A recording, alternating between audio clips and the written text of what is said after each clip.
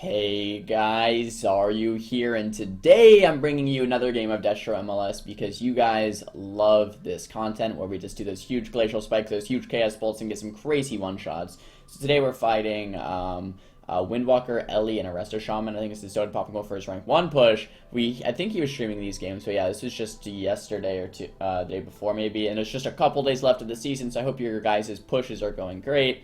When I post this season might almost be over actually. But yeah, anyway, so we want to pretty much, so anything as this comp can be a kill target. Just to let you guys know, when these guys do run, I'm just going to fast forward the clip. So every time the monk pops Serenity, I just want to triple sheep it. Every time they push in too far, my main objective is to sheep. Once I get these sheeps, we can then set up on the sheeps out of it with a capstun or a Shadow Fury.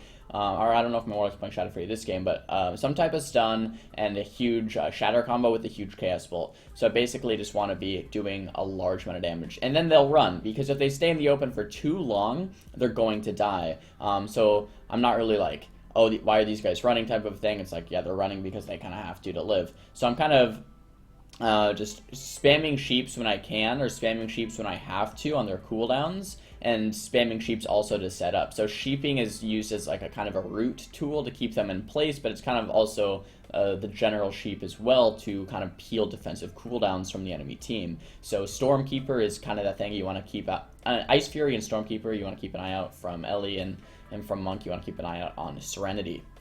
And I guess Touch of Death as well.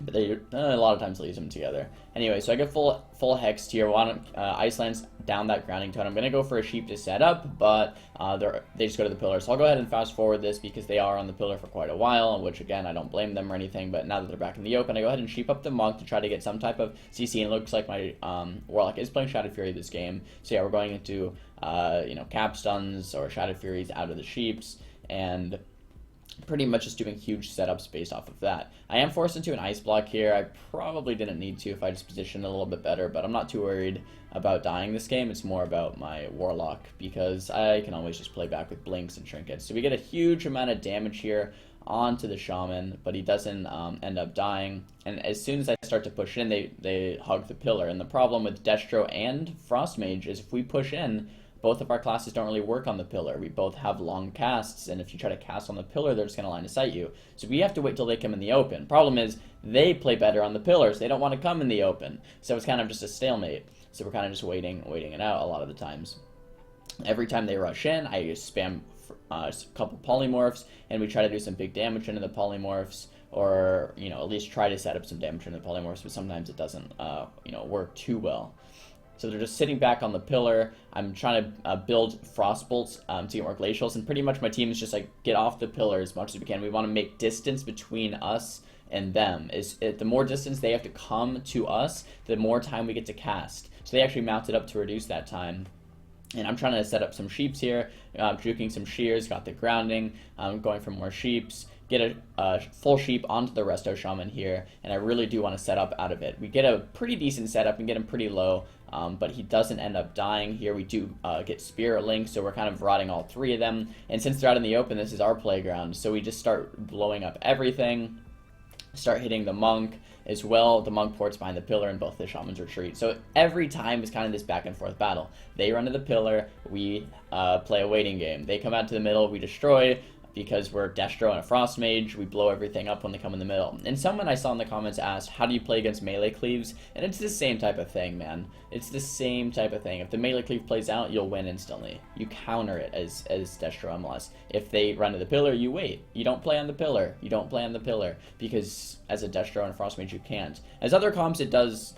it's a lot different. If we're playing the Warrior, for example, or other games I've uploaded as a Windwalker Mage, you can definitely push in. Even God Comp, you can do some type of strategies where you can dot one guy, he plays back, and you can push into another guy, something like that. But with Destro Mage, you don't really want to be pushing up, because with Destro, you have no damage if you can't cast, and with a pillar, you're not going to be able to cast.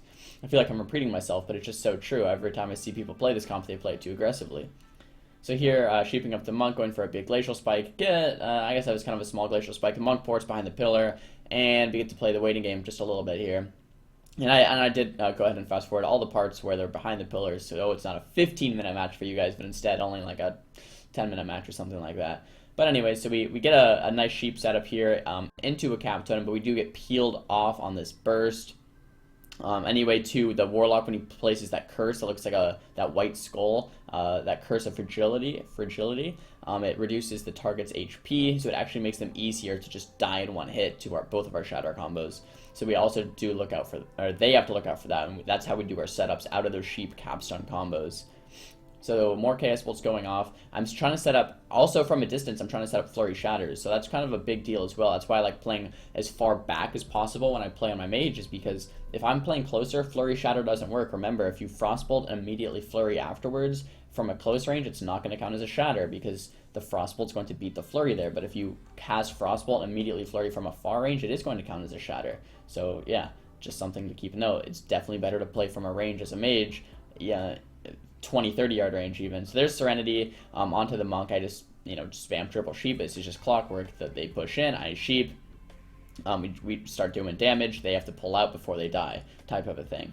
There is a couple scary moments. I mean, I'm not too worried about dying. I have an ice block up soon, but definitely if they swap onto my Shaman, if they swap onto my Warlock, they do have an insane amount of damage with Serenity and Stormkeeper. So if you're kind of resident sleep for a second, boom, you fall asleep, boom, they're going to Serenity, Stormkeeper, your guy's dead.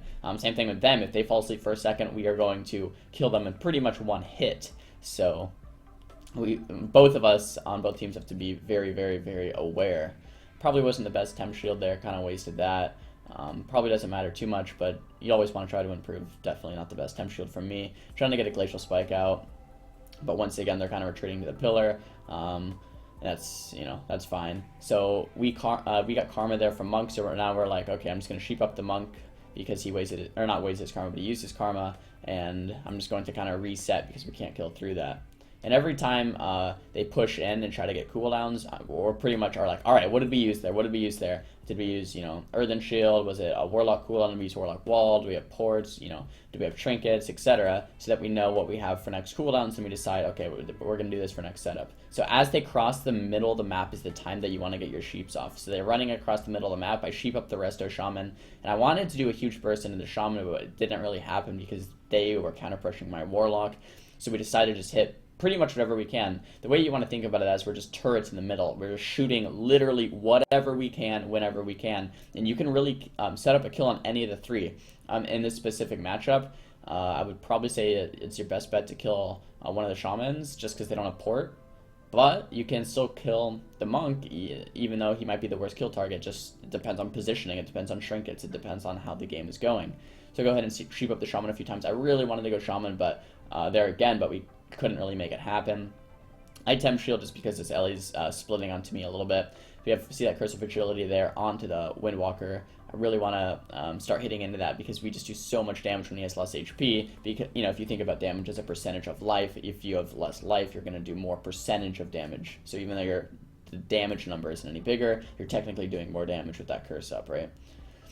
So we go ahead and sheep up the Resto Shaman. We actually get a huge stun there, and I thought we were just going to win right here because everything's getting so low, but once they retreat to their pillar, it's just not much we can do except play the waiting game.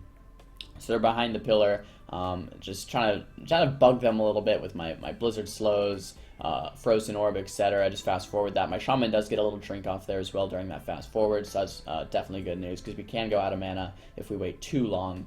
Or if dampening gets too high. So I go ahead and instantly sheep that Fist, triple sheep this Monk here. And I really would just want to go for another one of those big setups. So we're seeing what we can get. We sheep the Shaman, and this might be what we're looking for. So Shaman's full sheeped. We're doing huge Chaos Bolts. We got a Shadow Fury, pop Ice Form, Frostbolt into an Ice Nova for like 800k Shatter, then boom, another Curse of Fragility, Chaos Bolt to finish it off. Thank you so much for watching, guys. Thumbs the video up if you like it. Thumbs it down if you didn't. Let me know if you guys want more of this stuff down in the comments down below. And I'll see you guys next time. Don't forget to subscribe. Peace.